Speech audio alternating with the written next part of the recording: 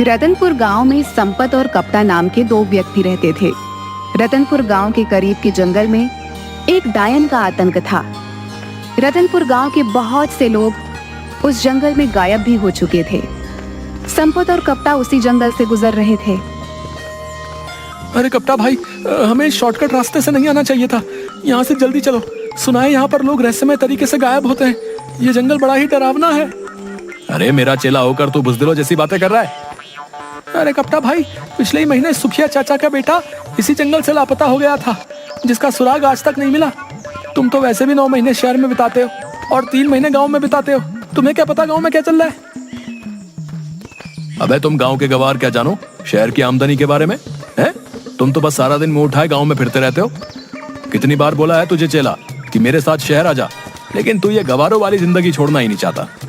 तभी संपत की नजर एक पॉलीथीन पर पड़ी जिसे गुरु पकड़े हुए था। ये हाथ में क्या पकड़े हो कप्ता भैया? जरा हमें भी दिखाओ क्या है इस पॉलीथीन में। अरे कुछ नहीं संपत, मेरी पत्नी ने शहर से कुछ डायपर के पैकेट मंगवाए थे, बस वही है। डायपर के पैकेट? लेकिन जहां तक मैं जानता हूं तुम्हारे घर में तो कोई बच्चा है ही नहीं। अबे पगला हो गया है क्या? मुन्ना को भूल गया क्या?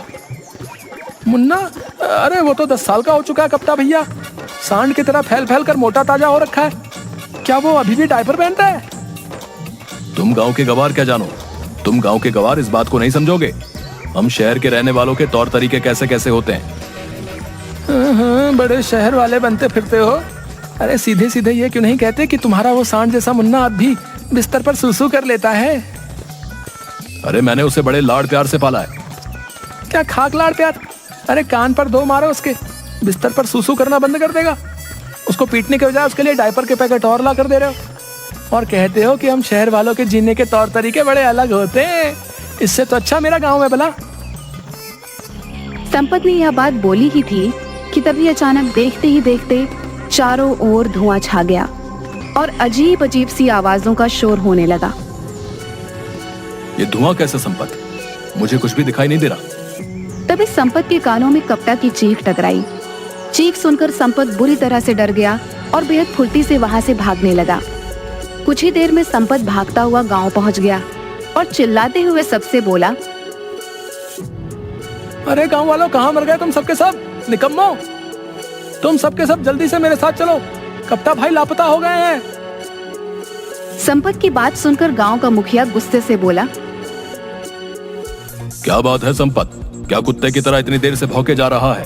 लगता है तू आज भी शराब पी कर आया है। कितनी बार कहा है तुझसे कि ज्यादा मत पिया कर, लिवर खराब हो जाएगा।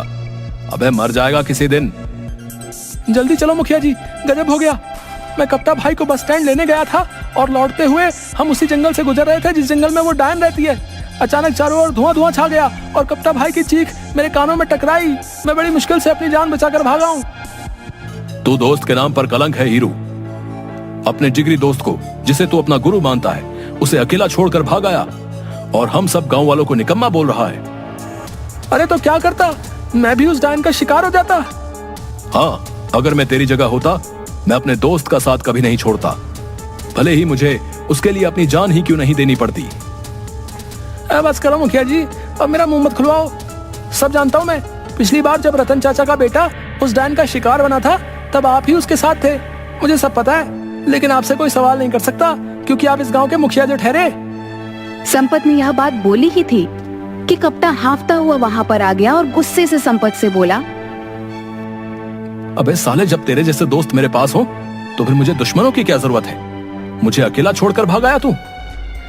अरे कप्ता भाई, तुम सही सलामत वापस आ गए। मैं तो समझा कि तुम्हें डायन ने पकड़कर मार दिया। मैंने अपने कानों से तुम्हारी चीख जो सुनी थी। हाँ, मुझे उस डायन ने पकड़ लिया था, मगर जैसे ही उस डायन ने मुझे पकड़ा मैंने एक जोरदार मुक्का उसके मुंह पर मार दिया और वहां से भाग आया।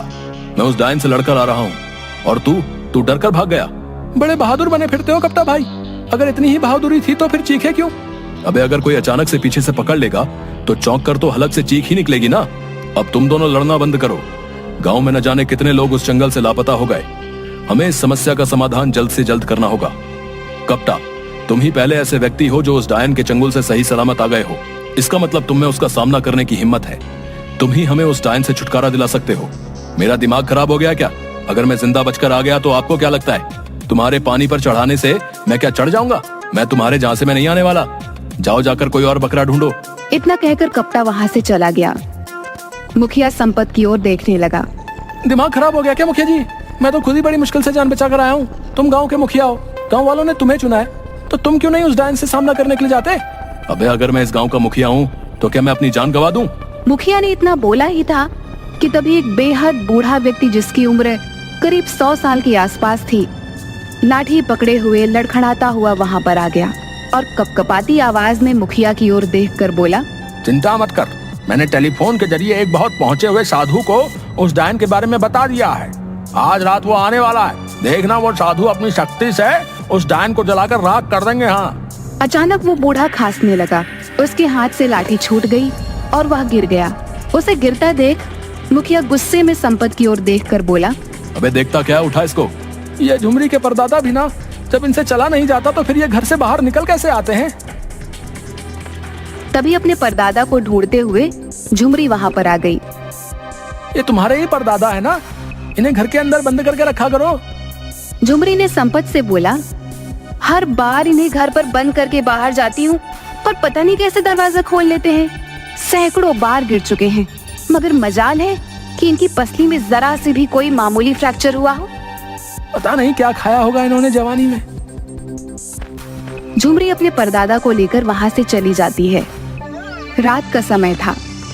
एक साधु रतनपुर गांव के उसी जंगल से शॉर्टकट रास्ते से निडर होकर चला जा रहा था कि तभी अचानक देखते ही देखते काला धुआं उठने लगा। मगर साधु निडर होकर वहां पर खड़ा रहा। कुछ देर बाद धुआं छट गया। साधु के सामने एक बेहद भयानक चेहरे वाली डायन खड़ी हो गई।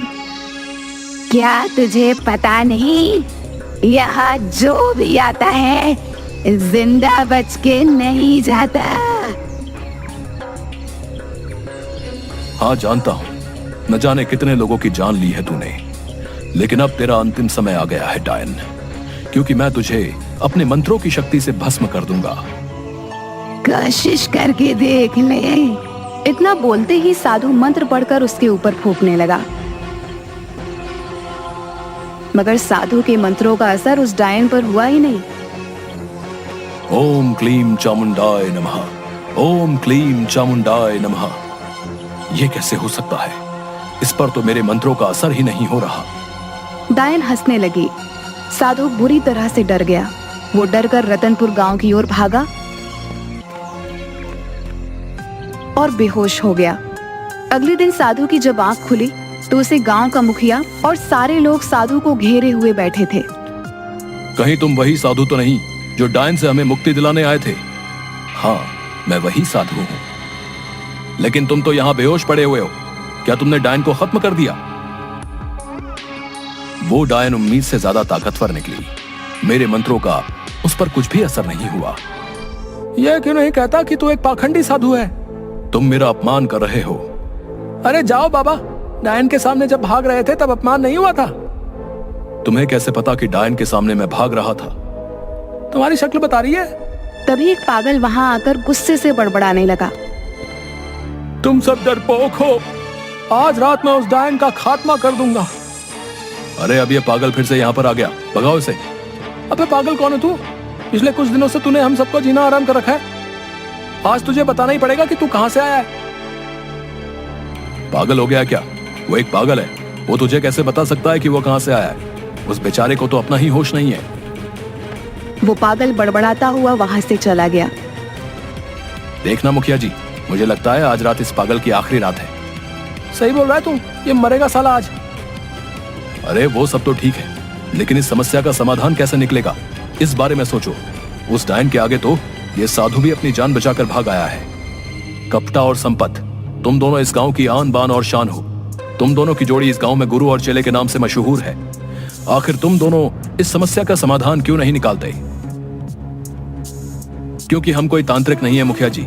आपने स्वयं देखा, ये तांत्रिक खुद अपनी जान बचाकर भागा है। भला हम कैसे इस डायन का मुकाबला कर सकते हैं? तो फिर गांव के लोग ऐसे ही लापता होते रहेंगे क्या?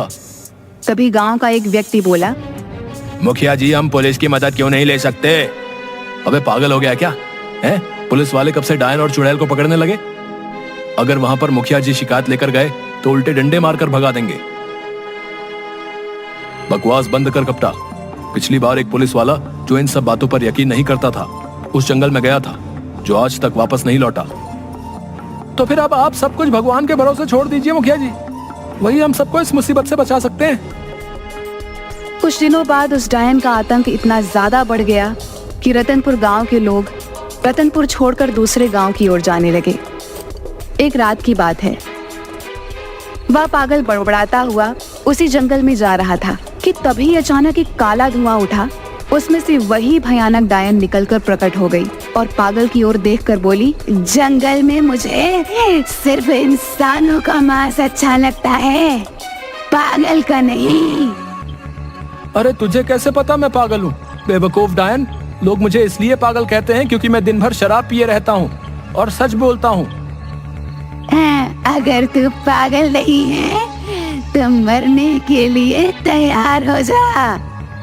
डायन की बात सुनकर वो पागल हंसने लगा। तू मेरी हंसी बना रहा है? सच तो ये है कि तू डायन है ही नहीं। अगर डायन होती तो मुझे मार देती। पागल ने इतना कहा ही था कि डायन ने पागल को दबोच लिया। अचानक उस पागल की आंखों के सामने अंधेरा छाता हुआ महसूस हुआ। कुछ देर बाद जब उसकी आंख खुली तो उसने अपने आप को जंगल की एक बंद काल कोठरी में पाया, जहां रतनपुर गांव के वो सारे लोग मौजूद थे जो लापता हो गए थे। उन सब के हाथ पैर बंधे हुए थे। उन्हीं में से एक व्यक्ति ने पागल से बोला, अबे बेवकूफ, क्या जरूरत थी तुझे यहाँ पर आने की? आज रात वैसे भी हम सबको विदेश भेज दिया जाएगा। ये सारे के सारे लोग मानव तस्कर हैं। हमारे ही गांव का कोई व्यक्ति उनसे मिला हुआ है जिसने डायन का खौफ फैला रखा है। झूठ बोलते हो तुम। मैंने खुद देखा वो काला धुआं। उस धुएं में से वो जो डायन निकली। अरे वो सब केमिकल का कमाल था। आज की टेक्निक के दौर में कोई भी मेकअप करके चुड़ैल डायन बन सकता है। फिल्में नहीं देखी क्या? अरे यार तू तो पागल है, मैं तुझे क्या बताऊं। तभी एक और व्यक्ति वहां हंसते हुए आ गया। तुम तो रतनपुर गांव के व्यक्ति हो, तुम्हारा नाम कप्ता है। तभी एक और व्यक्ति वहां हंसते हुए आ गया, जो कोई और नहीं बल्कि कप्ता का दोस्त संपत था।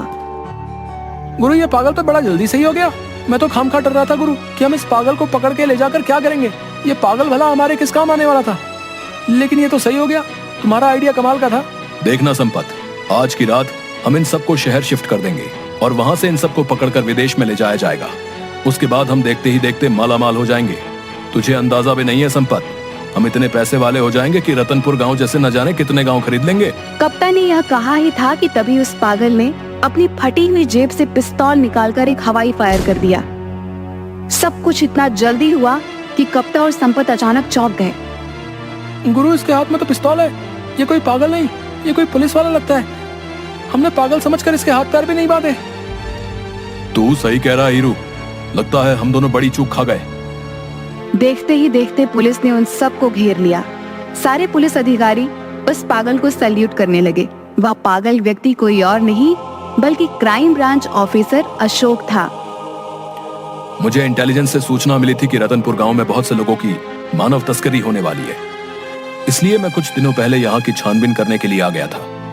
यहाँ आकर डायन की अफवाह सुनकर मुझे पक्का यकीन हो गया कि कोई और नहीं बल्कि कोई मानव तस्कर ही होगा जिसने डायन का खौफ फैला रखा है, ताकि पुलिस और लोग डर की वजह से इस जड़ की तह तक न जाएं। और इस काम के लिए मेरी मदद गांव के मुखिया ने की। तभी गांव का मुखिया और उसी साधु के साथ और लोग वहां पर आ गए। मुखिया मुस्कुराता हुआ बोला, मुझे तो उसी दिन तुम दोनों पर शक हो गया था जिस दिन तुम दोनों डायन के चंगुल से बचकर आ गए थे। ऐसा इससे पहले कभी भी नहीं हुआ। सारा गांव डायन से डरा हुआ होता था और तुम दोनों के चेहरे पर कोई शिकन नहीं होती थी। मैं शुरू से ही क्राइम ब्रांच के इंस्पेक्टर अशोक को जानता था। मुझे पक्का यकीन हो गया था कि मेरे गांव में कोई डायन वायन का प्रकोप नहीं है, बल्कि ये तो किसी मक्कार इंसान की ही करतूत है।